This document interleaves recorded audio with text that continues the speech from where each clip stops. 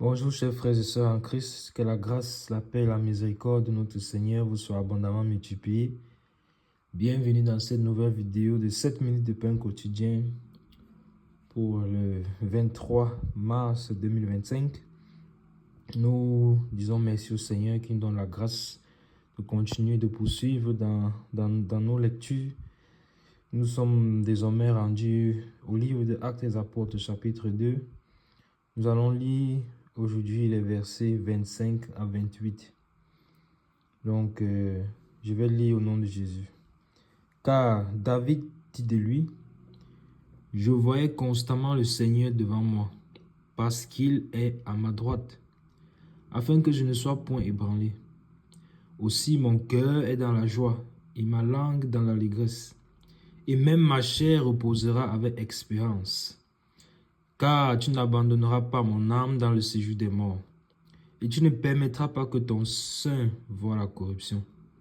Tu m'as fait connaître les sentiers de la vie, tu me rempliras de joie par ta présence. » Amen.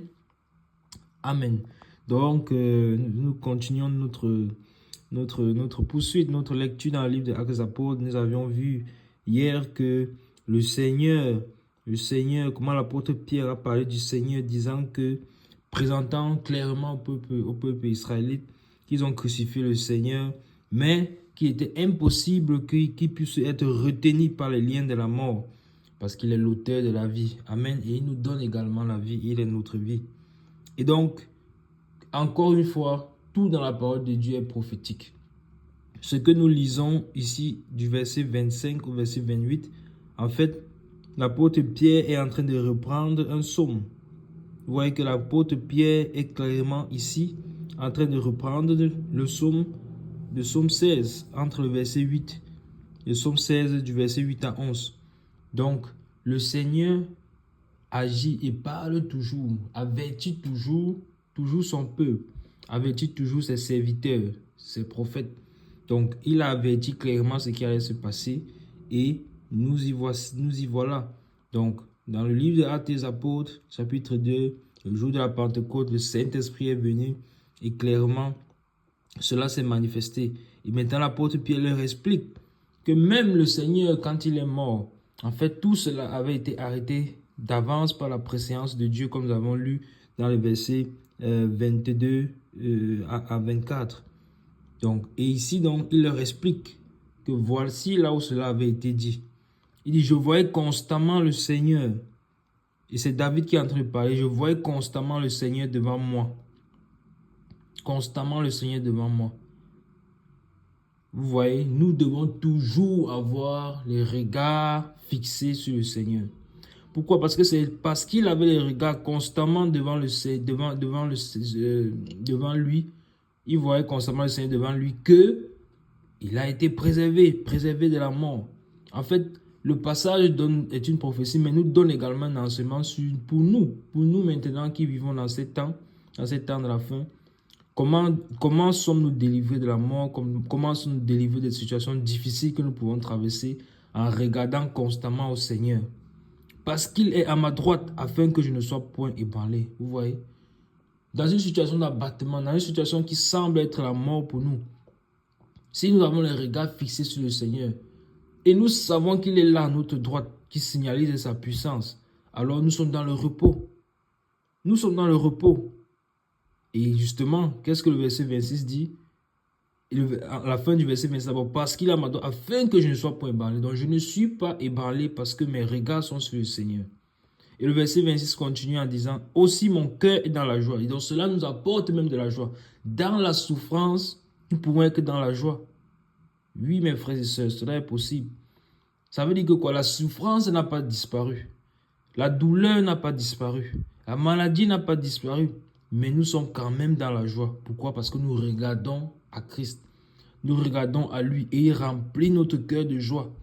Et notre langue même n'est pas dans les murmures. Notre langue n'est pas dans les complaintes.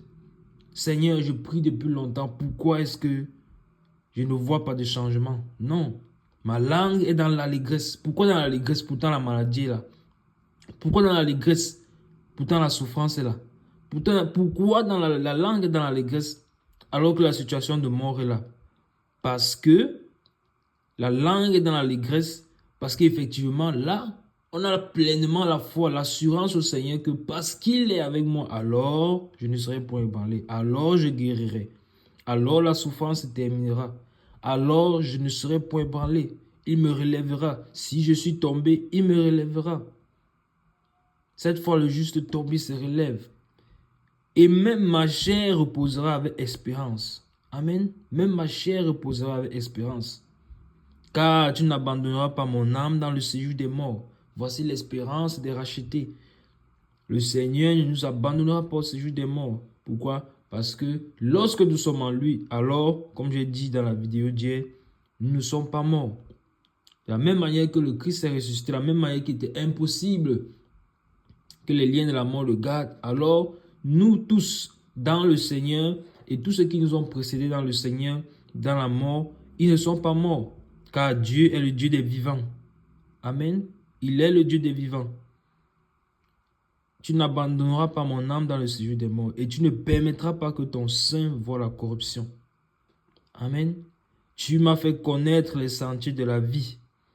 Tu me rempliras de joie par ta présence. Merveilleux passage. La seule présence du Seigneur suffit pour que nous soyons dans la joie. Suffit pour que nous soyons dans la joie. Vous voyez comment les prophètes ont sondé les temps et les époques pour connaître, pour comprendre à quel moment, tout ce qu'ils voyaient, à quel moment ça devait arriver, à quel moment est-ce que le Messie devait venir, à quel moment est-ce que, et quelle était la gloire qui s'en serait suivie. Ils voulaient voir, mais il leur fut révélé que cela n'était pas pour eux, mais pour nous qui sommes parvenus à la fin des temps. Donc, le fait d'avoir sa présence en nous, c'est merveilleux, cela doit nous remplir de joie, car les prophètes ont sondé, mais il a été révélé que ce n'était pas pour eux. Mais nous avons la grâce d'être dans la présence du Seigneur et d'avoir la présence du Seigneur en nous. Donc, rendons grâce au Seigneur pour ce qu'il fait. Demeurons dans la joie, mes frères et sœurs. Un cœur joyeux est un bon remède. Je ne sais pas quelle situation tu peux traverser. Si la joie t'a quitté, que par la grâce du Seigneur, la joie revienne dans ton cœur au nom de Jésus-Christ. Quel que soit ce que tu as pu subir, quelles que soient les situations difficiles par lesquelles tu peux être en train de passer, que la joie du Seigneur soit toujours ta force. Au nom de Jésus-Christ Nazareth. Amen. Donc c'était tout pour 7 minutes de pain quotidien de ce jour. Que la grâce de notre Seigneur Jésus vous soit multipliée. Shalom.